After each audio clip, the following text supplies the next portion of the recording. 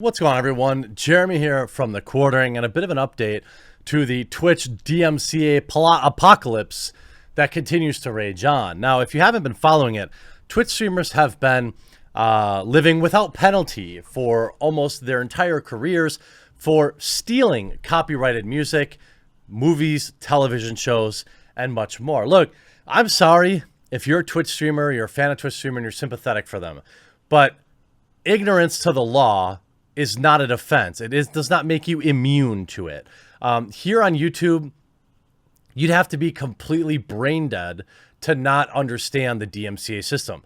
YouTube obviously has a broken system, but I mean, I think the very basic level of intelligence of a YouTuber knows they can't just upload a Ariana Grande song and make money off of it. Well, now Twitch streamers apparently didn't know that. I don't believe that, but for years they have gone unchecked in playing, top 40 music in the background, playing television shows, and now the hammer is coming down. Now, I will give the Twitch streamers a tiny bit of leeway here in saying that, look, if they, at some point you don't know, you think Twitch isn't going to enforce it, so it is what it is. At some point you wonder, how does it feel to get punished for a system that Twitch themselves wasn't enforcing? And that's, and that I do sympathize with Twitch streamers. Now, Twitch today issued an apology, and of course it hilariously backfired. So this via Deserto. The DMCA drama escalated in the latter half of 2020 with streamers being banned for old VODs that feature any form of licensed music. This had resulted in suspensions for big-name streamers, some of them such as XQC, Lengyel, and they're willing to buy music to avoid copyright strikes. Yeah, but you didn't. This is the thing.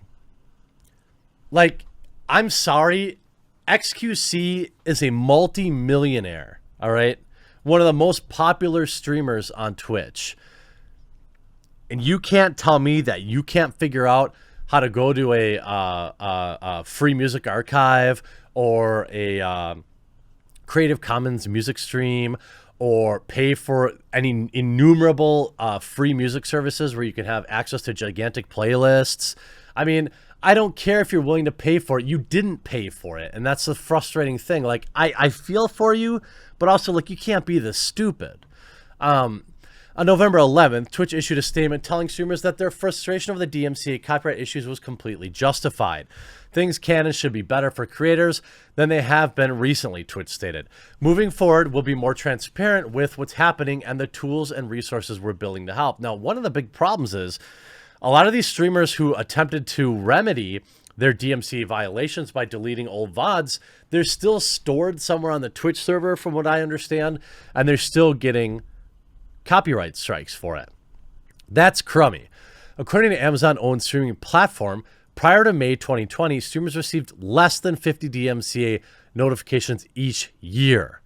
However, all that changed once representatives for the major record labels started spamming DMCA notices. Unfortunately, Twitch says they don't expect large amounts of notifications to die down anytime soon. However, they are working on improving things for streamers. They made it clear that they have to stop playing copyrighted music. The site claims to have paused the processing of strikes in order to give users the tools and information they need to deal with the problems. And this is reasonable. Honestly, if look, you should have known better.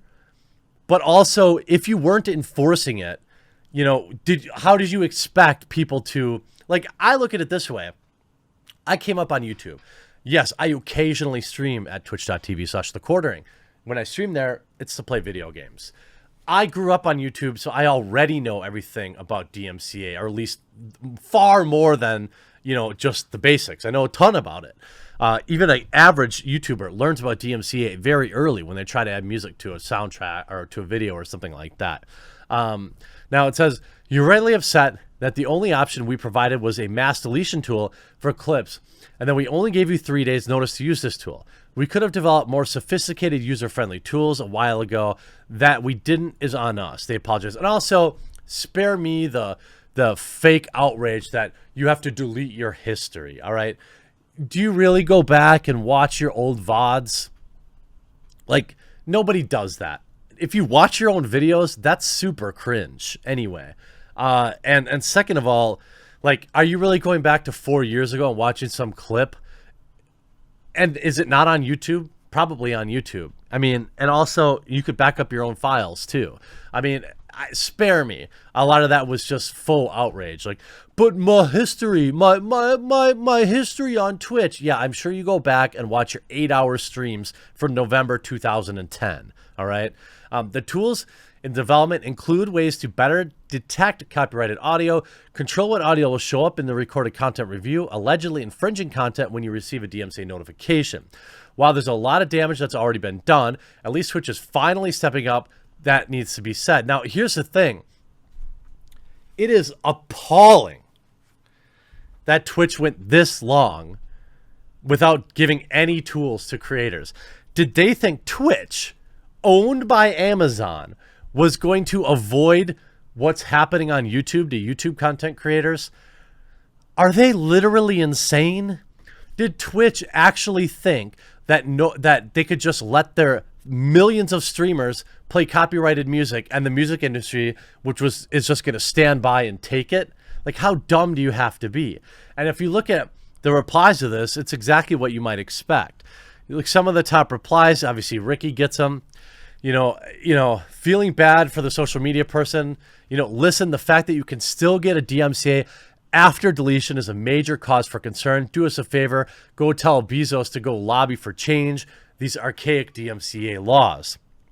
I mean, look, if you own copyrighted music, people shouldn't be able to play it just as background music and say, oh, it's fair use. That's not fair use.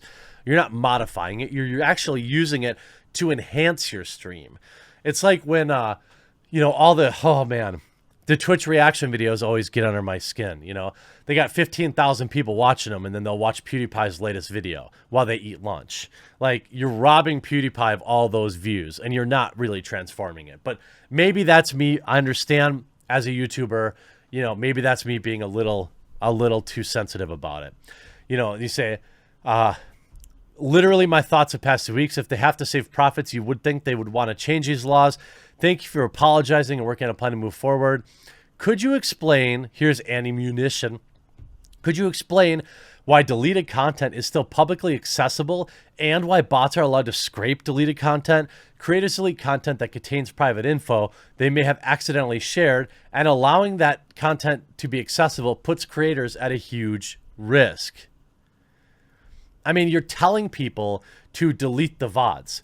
We're still getting DMCAs because you don't delete stuff and save it available for anyone with a brain.